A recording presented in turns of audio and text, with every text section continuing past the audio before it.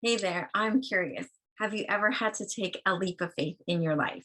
And in the process, what did you have to give up in order to take that leap? I'm going to share with you today what I had to give up to make my leap of faith and how it actually came back into my life.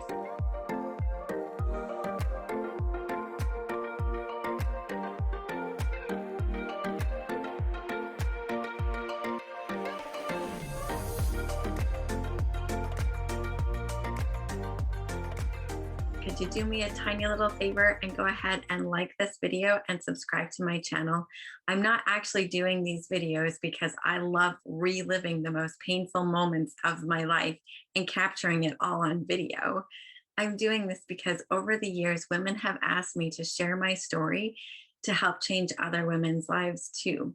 And by you subscribing to my channel, you help me do just that. You partner with me in spreading this word, spreading my story. You give my story purpose, and you're helping me change other women's lives too.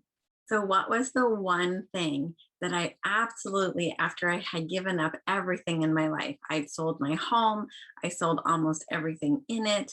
At this point in my life, I was literally, it was before I moved across the country.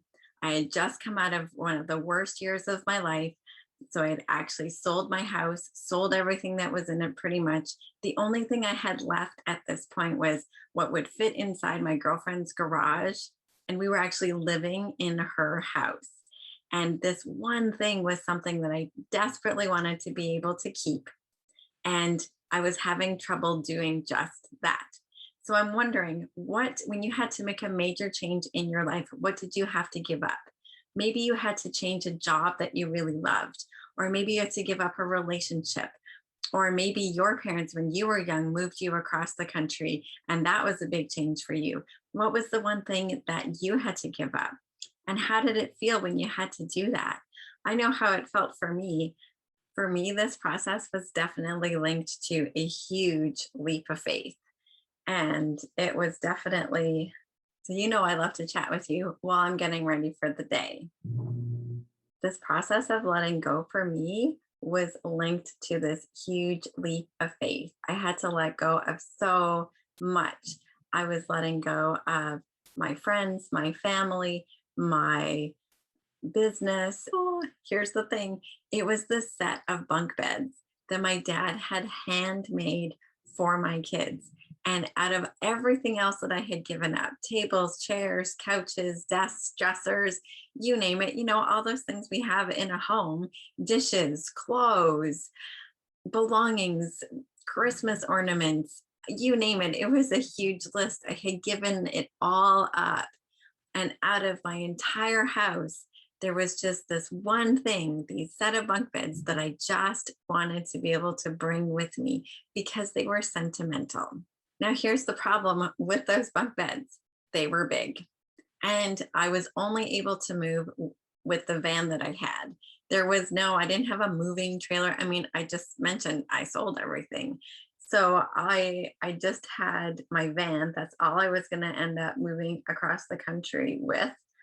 And in there, we could fit things like clothes. I kept a couple of sporting gear items for the boys because I figured we would need those when they got there. I hoped.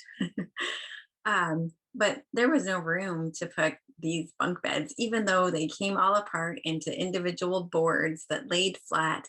They were not going to fit into my van. I could not take the things that I needed and these bunk beds together. So one day, while I was living in my girlfriend's home, while we were making this transition, she took all the kids to the movies, and I was left in the house. Now, disclaimer, I cannot tell you my story without giving you the whole picture. Only with the whole picture will it make sense as to, some of the choices that I made. And one of the things that you need to know about this move was nobody thought the move that I was choosing to make was a good idea for me. The women in my life who wanted me to move wanted me to actually move in a way where I would have a brand new identity. The kids would have new identities. We'd have a new country, and nobody would know where we are. And I did not feel comfortable with that concept because of who my ex was. I figured I'd always be living, looking over my shoulder, wondering if he found me yet. So my choice to move across the country was something that I really felt like I was supposed to do. So I want you to picture this for a minute. You've sold everything you own pretty much. Nobody thinks that what you're doing is a good choice. You have nobody who is cheering you on, saying, "This is a good idea. You should do this." It was a lonely place to be. Okay, so there I was in my girlfriend's house. There's nobody home with me. It's just me and her cats. And I have, this is how old, this is how long ago this was. I had a phone book in one hand. Some of you might not have even actually laid eyes on a phone book, but they used to have these things that had like everybody in the town or the city and all the businesses listed in there with their name and their phone number. It was a phone book. I had one of those. And I had a cordless phone in my other hand. So I was standing in her dining room with the phone book in one hand and the cordless phone in the other. And I was praying. I'm like, Lord, how do I do this? I was trying any which way I could to get these bunk beds across the city or across the country. I was looking up like a flatbed, like a transport truck that could take them across the country. I was looking to see if I could put them on a train and pick them up on the other side. I was really trying to get like really creative in getting these things because I really wanted my kids to have at least something familiar. I didn't want them to have to lose everything that they had known. That was part of my motivation behind this. So there I was standing there, phone book, phone, and I'm like crying out to God. I'm like, how can I do this? Because I could not make it work. I could not find a financially feasible, practical way to actually accomplish this. And in that moment, all of a sudden, like inside and outside, I just heard this like booming voice. And the question that this voice asked was, "Will you follow?" And in that moment, as strange as it was for me, and maybe you've never heard this either, but in that moment, I understood the God of the universe was speaking to me, and he was asking me in that moment, "Will you just lay it all down and just follow me? Follow the plan and the thing that I'm asking you to do, even if it means giving up the one thing that you thought you wanted to keep, the one thing that you thought you needed to just, hang on to something that made any of this okay." He was asking me in that moment to lay that down and to just follow and trust the plan that he had. And in that moment, it was just so clear to me. It was God just reached right through all the noise and all the doubts and all the questions. And he's like, "Will you just follow? Will you just follow me?" And so I closed the phone book and I put the phone down and I was like, okay, I'm just going to follow him.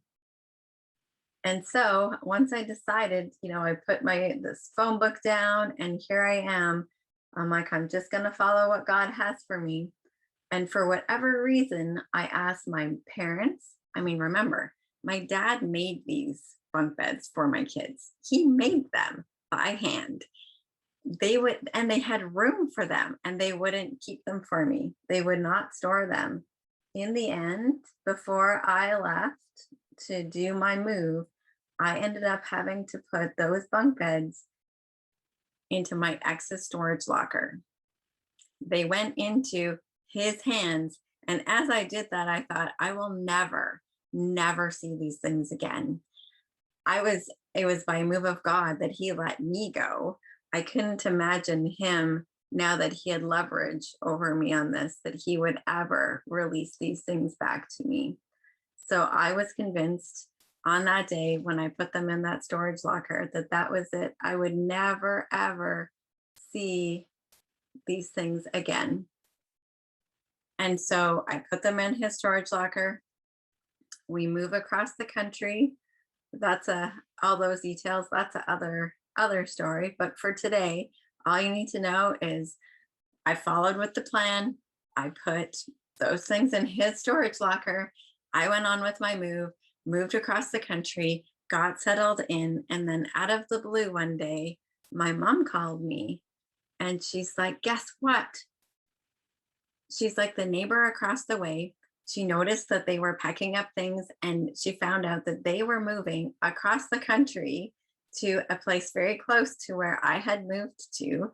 And he was driving this trailer across the country.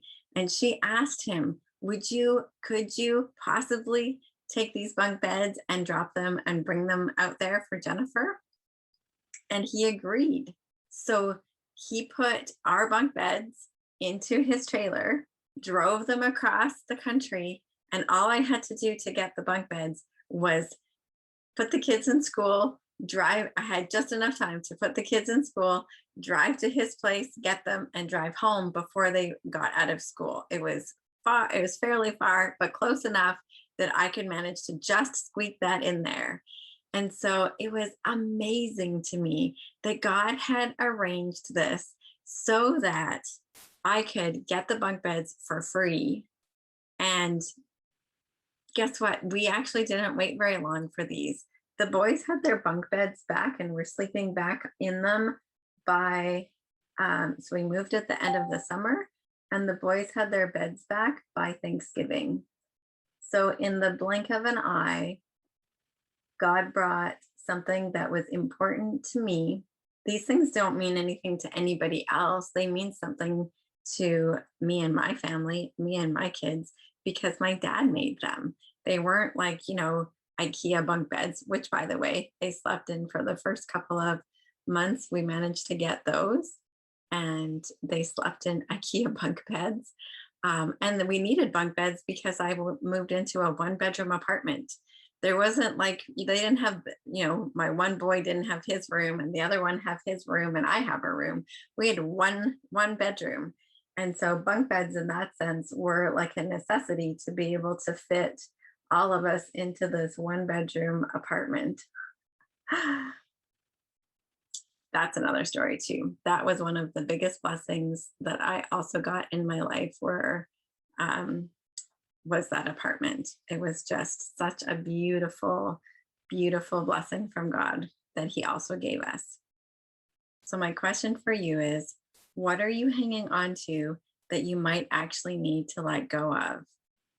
We all have things in our life that we hang on to thinking that we desperately need them, that we have to have them to be okay. And when we release them, it's amazing what happens. It opens doors for new things to come in. It opens doors for opportunities to come, for amazing miracles to happen, things to flow into your life that even you can't ask for. I never asked God to bring me the bunk beds back. Not once. I had released them to him. I had even released them into what felt like the enemy's hands at that time. And God turned all of those things for my good. I didn't have to pay for them. They showed back up in my life. We still have them today. They are in my basement. I actually tried to find a picture of them because we're not currently using them at the moment. When I was making all of these changes, and it was a big leap of faith, I didn't have a ton of support. I had my relationship with God that he was cultivating within me and teaching me how to trust him and allowing me through my circumstances to really help me grow to trust him and to see that he would do amazing things outside of things that I could think to ask for, outside of things that I ever thought was possible. It really did not cross my mind that just somehow, just some way for free, that these bunk beds were going to be able to come all the way across the country. That in my world, I never even heard of anything like that before. So that was pretty amazing. And it was definitely a learning experience for me to know that he loved me that much, cared for me that much, That's something we didn't actually need. Let's face it, bunk beds are not essential. They're not food, they're not rent, they're not, you know, water, they're not essential. But it mattered to me, and therefore it mattered to God. And He made a way where I did not see a way. So when you're making big changes in your life, it really does help to have some kind of support system, some kind of a cheerleader in your life. And so if you would like help with any of this, I'm donating 30-minute coaching sessions. I have a couple of slots available, and you can go ahead and click the link below and book a time with me, and we can go through and you can have some support helping. Maybe it's not a big change, maybe it's a smaller change, or maybe you know you need a change but you don't know what that change is, and I would really love to be able to help you with that. I learned this fun trick the other day watching my girlfriend Brooke do her makeup, and I wanted to share it really quickly with you because it's just so fun. So she dabs her foundation on the end of her brush, and then she pats it all over. That part's not like so earth-shattering, but watch what this does to your eye makeup. I typically have always traditionally put my foundation on first and then did all my eye makeup.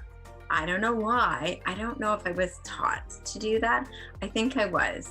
I think in the process of learning how to actually teach skincare, and that foundation actually takes care of your skin and nourishes it if you're using the right one. And so just inadvertently have conditioned myself to put on foundation and then do makeup. But this way, I love this effect that you can go ahead and buff this in.